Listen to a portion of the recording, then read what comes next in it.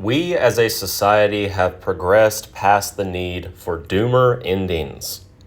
Not that we ever needed doomer endings, but you get the idea. A doomer ending, if you don't know, is when a movie or a show or whatever ends in a state of just total bleakness. Maybe everyone dies and evil wins, or even if the hero survives, it's implied that he's doomed for some reason. Like that movie, The Pledge. I watched that with my parents at some point. It's probably a couple years ago. I still remember how disappointing that movie was. It's 2 hours of Jack Nicholson trying to solve like a child's kidnapping or a child's murder or something like that. I don't remember. But I remember that at the end, he fails to catch the culprit for some reason. And it's implied he just becomes a crazy old man obsessed with this case that he'll never solve. And that's it. That's the end. And this choice is not even done in any way that makes you think or any bullshit reason like that. It just comes totally out of left field, blindsides the viewer, and it leaves them feeling depressed for no reason. At least it left me feeling depressed for no reason. So that's what I mean by a doomer ending. And I should preface that the reason I think that's a bullshit way to end a story is because it's completely counterproductive to what the purpose of storytelling is. Storytelling originated with our ancestors in caves, huddled around their fires, surrounded by prehistoric beasts and insane storms and the heavenly night sky and, all the things that religion is founded upon. They were completely overwhelmed by the raw power of nature. And your first reaction is probably to say none of us can fathom that, but actually I think if we stop and think for a second, it's not so different from us. Instead of nature, which thanks to different aspects of our advanced civilization is not so overwhelming to us anymore, even though maybe it should be, it just doesn't appear to be so overwhelming.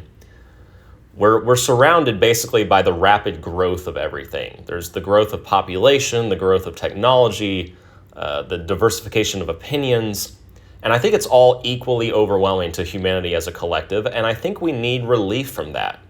We need to be told that everything's going to be okay, and we need to be taught how everything might be made to be okay, and that's what storytelling is for. Storytelling is for telling ourselves everything's going to be okay, and here's how. Here's what you can do.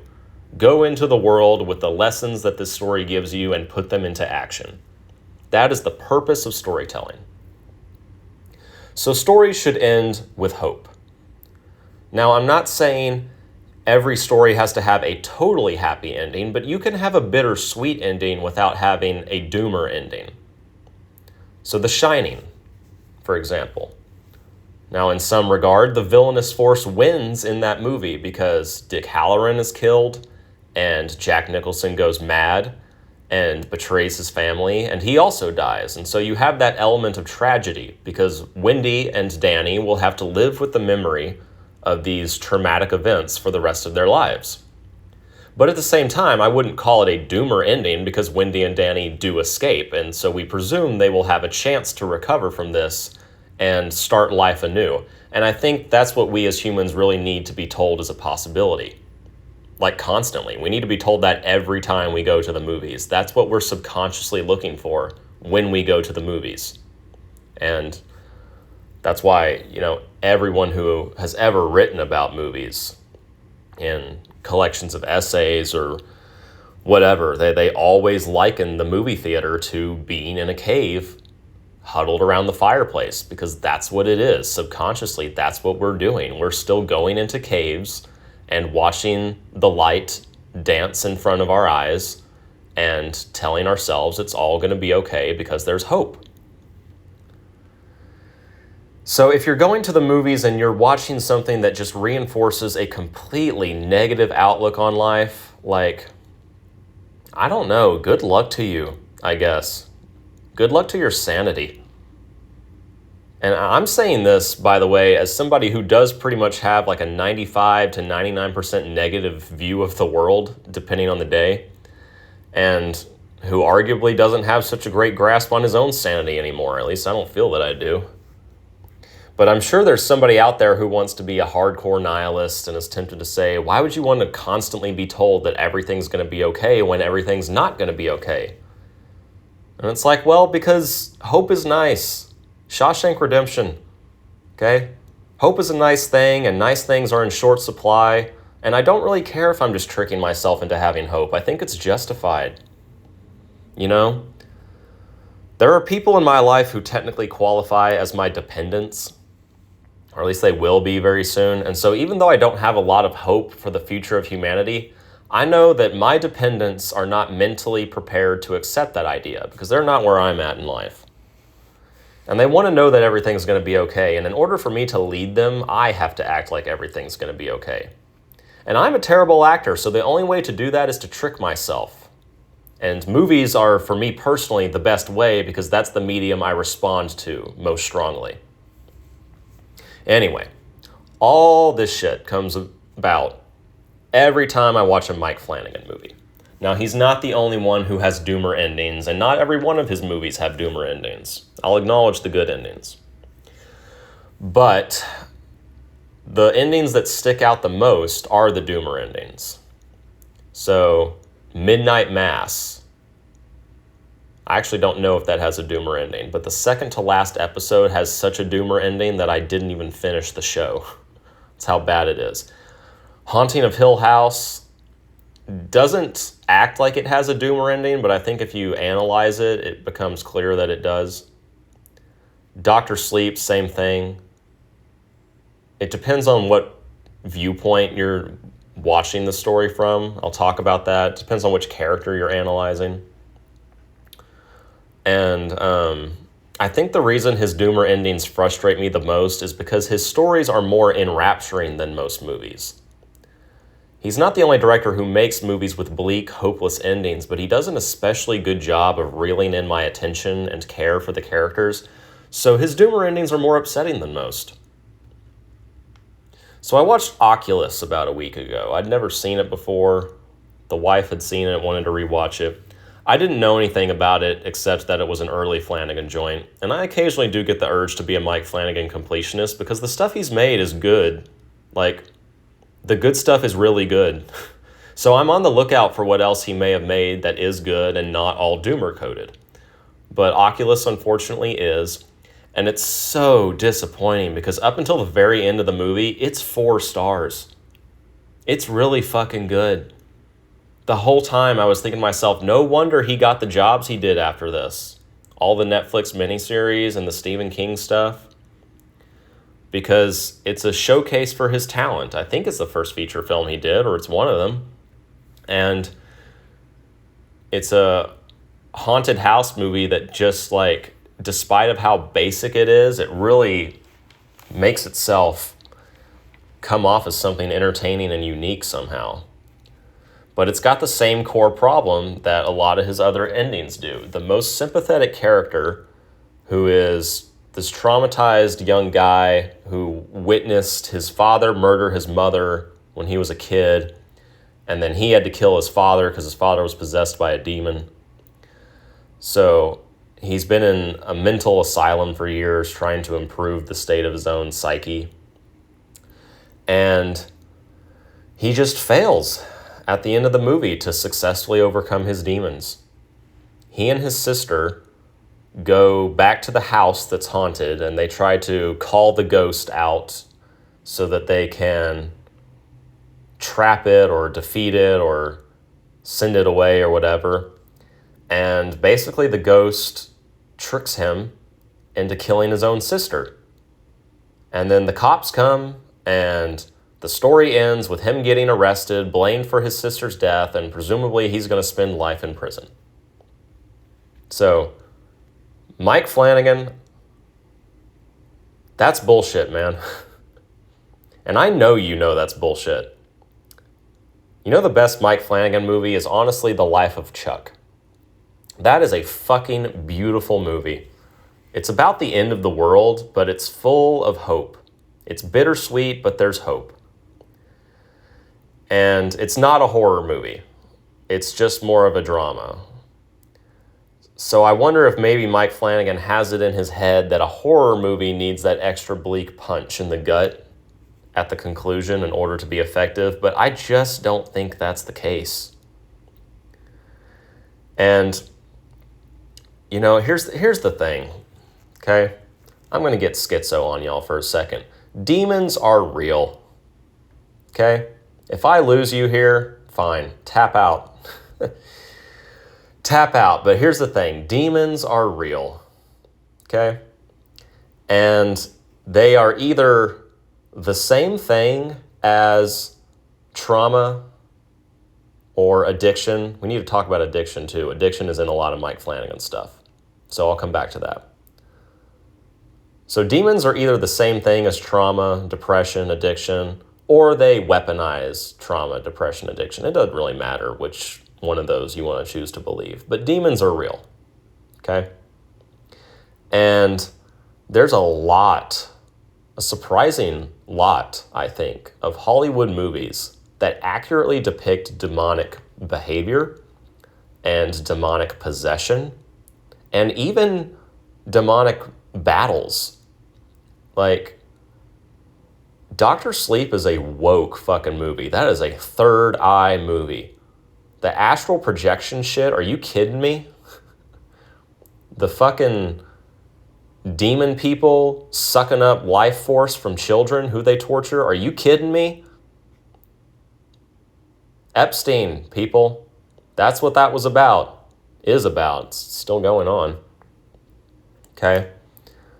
So Mike Flanagan movies really nail demonic activity. They nail the accuracy of it. And so then it becomes a huge problem, in my opinion, to feature such accurate representations of demons and then suggest that the characters are doomed to fail, because that leaves the audience feeling that we too are doomed to fail. And the fact that we all have to deal with demons in our lives, metaphorically, literally, however you need to understand it, but it's precisely the opposite of what storytelling is for. Storytelling is meant to inspire. There's nothing wrong with telling a scary story as long as the heroes live on. Evil Dead.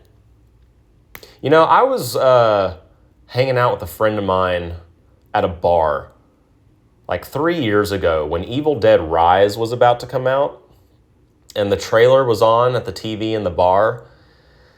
And my friend, who's a lot more anti-cinema than me, he thinks it's bad for the soul, and I can understand his viewpoint. But I remember he turned to me and remarked, "Whatever happened to be careful little eyes what you see? Like, why do we go watch horror movies? It's not good for us." That was his conclusion. But here's the thing.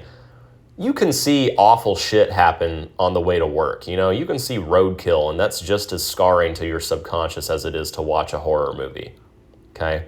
I genuinely believe that. And also, I'm not so concerned about horror movie imagery as I am like subliminal messaging. Like, I would rather go watch a scary movie with like blood and gore than I would have to see all these fucking psyop-y ads on YouTube and all the fucking billboards that I see when I drive to and from work. Like, that's subliminal messaging.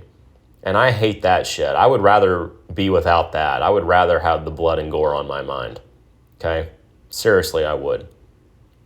So, in terms of be careful little eyes what you see, I think there's bigger issues to worry about. But also, Evil Dead, as fucking violent as it is, like, it ends on a positive note. If you can understand these stories symbolically, the Evil Dead movies are about the main character breaking free of evil. They overcome their own demonic possession, they overcome the demonic possession of friends and family, and they make it out the other side. They have a chance for redemption. That's a positive note. So as far as I'm concerned, the Evil Dead movies are fine for people to be watching. Not the new one. Evil Dead Burns sucked. But that was just from exoteric and esoteric standpoints, so it sucked. But like Evil Dead 2013, Evil Dead Rise, they're fine. They're not like the greatest movies ever, but they're fine. Okay? At least they suggest that hope lives on. But we're talking here about the main issue with most contemporary horror. Smile 2. Smile 2 was just like Oculus. I was fucking having the time of my life with Smile 2. 4-star movie. 4 out of 5 stars. Easy. Until the last 15, 20 minutes when it turns out it was all a dream and the demon was just making her hallucinate and the demon's going to swallow her up and she's going to kill herself. And then everybody's going to witness it because she's on stage, and so there's going to be an epidemic of the smile suicide demon. And I'm like, are you goddamn kidding me? Are you kidding me? Why do we need that doomer ass ending? We don't. That fucking sucks. Who wants to watch that shit? Who wants to have that as their takeaway for the day? I went to the movie theater and I saw a movie that told me everything's hopeless. If you think that's valid, woe unto you. God help you. You probably don't believe in God anyway, but God help you.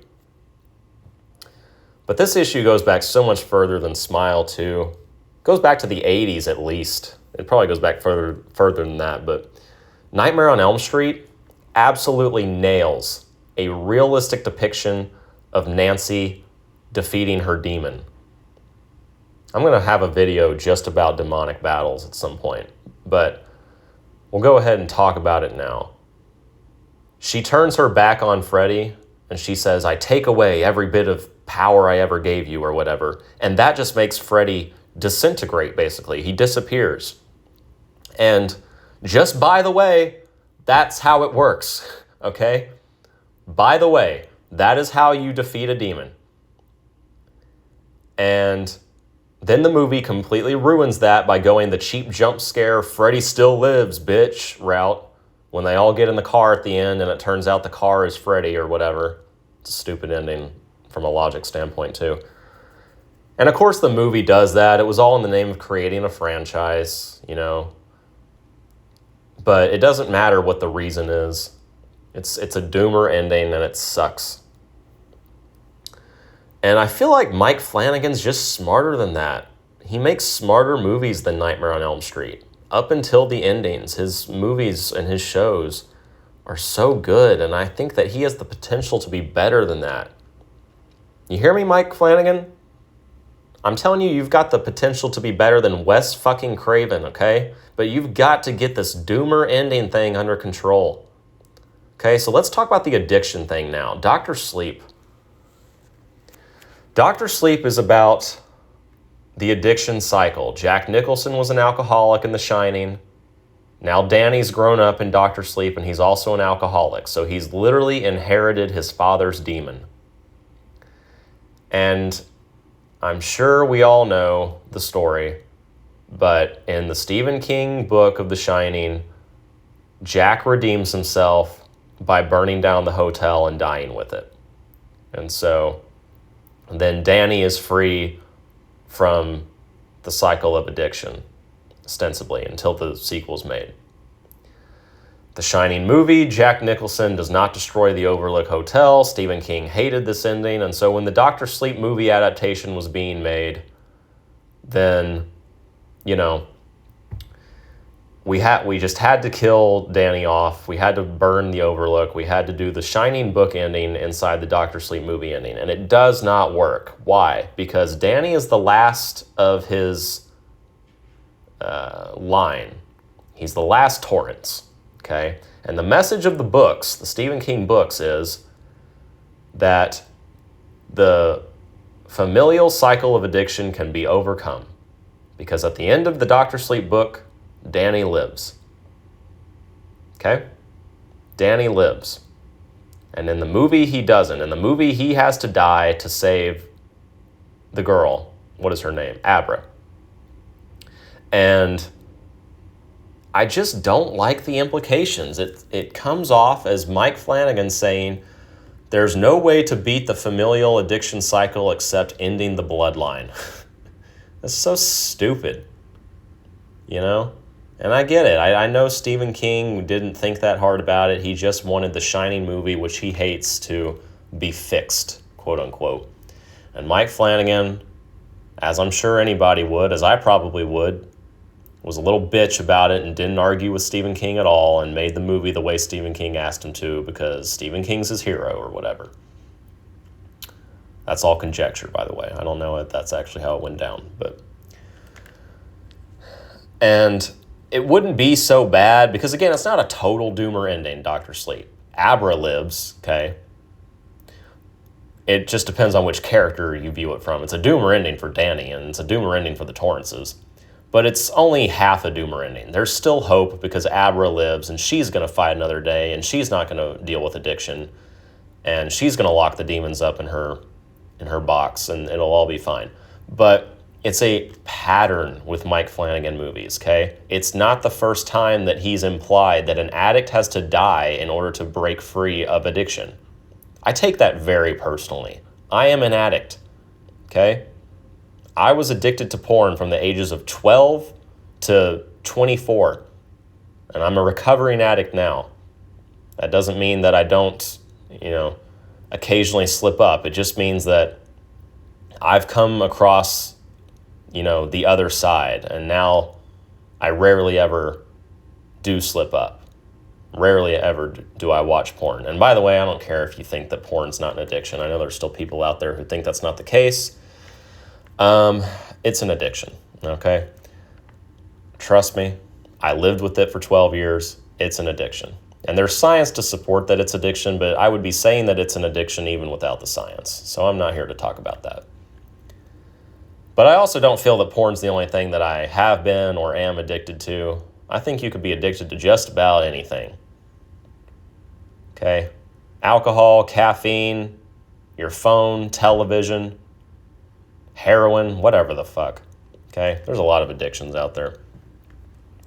But the point is, I feel that as an addict and as a recovering addict, I am being insulted by Mike Flanagan's endings. Okay?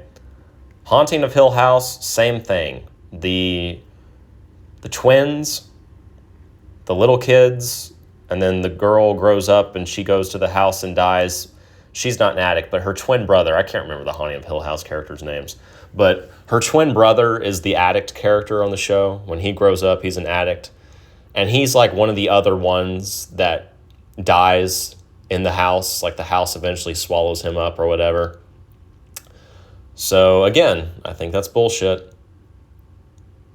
Midnight Mass, that was probably the most offensive one out of all of them because of how intense the dude's death was, how emotional it was. But the addict comes back to his small little town, which turns out to be haunted by vampires, and he gets bit by the vampire. And in order to prove to the other main character that it's real, he commits suicide. He lets himself be out in the sun as it rises, and he turns to ash. And she's screaming in agony at watching this person she loves die. And it was just too much. I refused to finish that series. I was one episode away from the end. I fucking turned it off. I don't care what the actual ending of Midnight Mass is. The ending of that episode is way too doomer for me. I just don't appreciate that at all. Mike Flanagan, quit telling me that the only way to beat addiction is to die. Okay? I truly believe that we as humans are capable of detaching ourselves from everything evil right now in this world. Now, I'm not saying I've done that. I am far from that. I'm not really saying that I'll ever get there. You pretty much have to be a monk. And people think that being a monk is impossible. I could have done it. Maybe I should have done it. I don't know. But at the very least, I plan to get to a point where I have so detached myself from everything that when I do pass over into the next world, it will be so easy for me to move on to whatever's next. I want to exit this hellscape where addiction thrives. We're all addicted to everything. Maybe addiction's too harsh a word for you. We all at least have a compulsion towards so many things that we don't need. And this is why Christ taught detachment from everything. No matter whether it appears good or bad to you, you are supposed to detach from everything in this world because this world is corrupt. So even things that seem good and beautiful still have to be detached from, but especially evil things, especially things that are outwardly very negative, must be detached from. And I believe that we have the power to do that without fucking killing ourselves. As a matter of fact, killing yourself is probably the worst way to do it. Because if you die before your time, then the likelihood that you're ready to move on is not, not very high. And you're probably going to be stuck in the reincarnation cycle, if you believe in that sort of thing. Anyway, I've gone on for too long. The point is, doomer endings suck. And, movies are another thing. Movies are a compulsion for me, if not a full-blown addiction. I'm fully aware that movies have a lot of negative aspects to them, and it's almost impossible for me to enjoy movies guilt-free anymore. It really is. There's good and bad to the movies, but the bad is making itself more and more known to me. And so it's really hard for me to go to the movies, even though I still love cinema. I still enjoy it.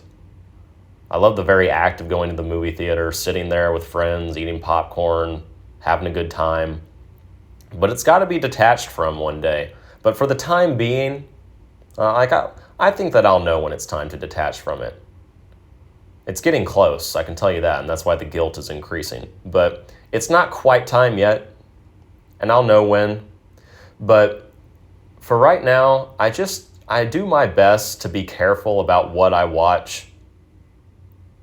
I do my best to, especially with horror movies, because it's most frequent with them, I try to research, I try to look ahead, because I don't care about spoilers. I just want to know, does this end on a positive note? If it doesn't end on a positive note, I don't want to fucking watch it.